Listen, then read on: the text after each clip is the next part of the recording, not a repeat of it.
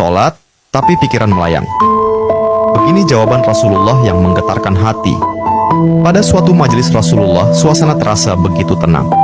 Para sahabat duduk melingkar menyimak setiap perkataan beliau dengan penuh perhatian. Namun, di antara mereka, ada seorang sahabat yang tampak gelisah. Jemarinya saling menggenggam, matanya menunduk, dan napasnya terasa berat. Setelah beberapa saat ragu, ia akhirnya mengangkat wajah dan berkata dengan suara lirih, "Wahai Rasulullah, aku ingin bertanya, tetapi aku khawatir pertanyaanku ini akan membuatku semakin malu di hadapan Allah." Rasulullah pun tersenyum lembut, menatapnya penuh kasih sayang. "Katakanlah, wahai saudaraku, tidak ada pertanyaan yang membuat seseorang hina jika ia bertanya untuk mencari kebaikan."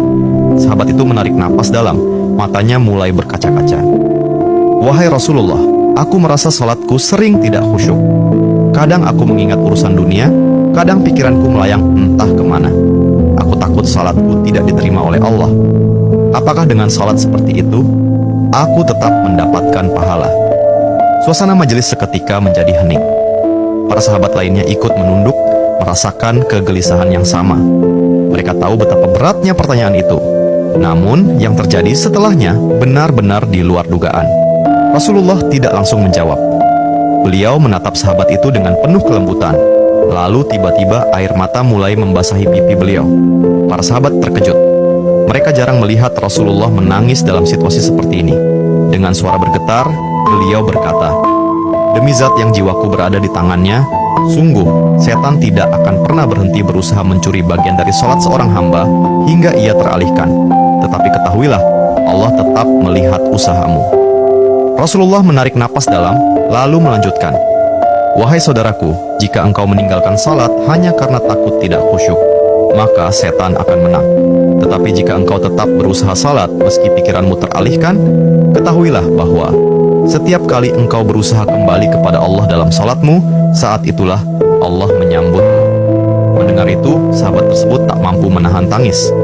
Begitu pula para sahabat lainnya. Kemudian Rasulullah melanjutkan dengan penuh kelembutan, "Bayangkan seorang ibu yang melihat anaknya berjalan ke arahnya, tetapi anak itu sering jatuh dan tersandung.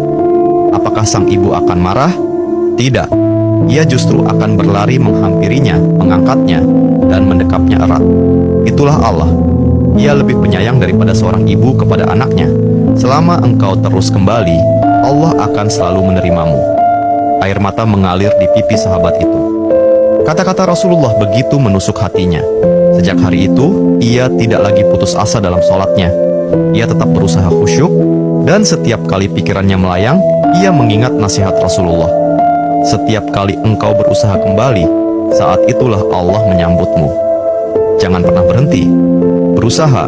Jika kisah ini membuka wawasan kita, yuk berbagi. Biar banyak yang tercerahkan. Setiap satu kebaikan dibalas Allah 10 kali kebaikan. Barokallah forever.